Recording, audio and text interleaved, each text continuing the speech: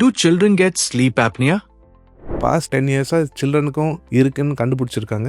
Most common cause for சில்ட்ரனுக்கு வந்து அடினாய்ட்ஸ்னு ஒரு சதை இருக்குது மூக்கு பின்னாடி. இந்த மாதிரி சதை இருந்துச்சுன்னா ஏர் ஃப்ரீயாக போகாது. அது நார்மலாக 15 இயர்ஸில் சுருங்கி போயிடும்.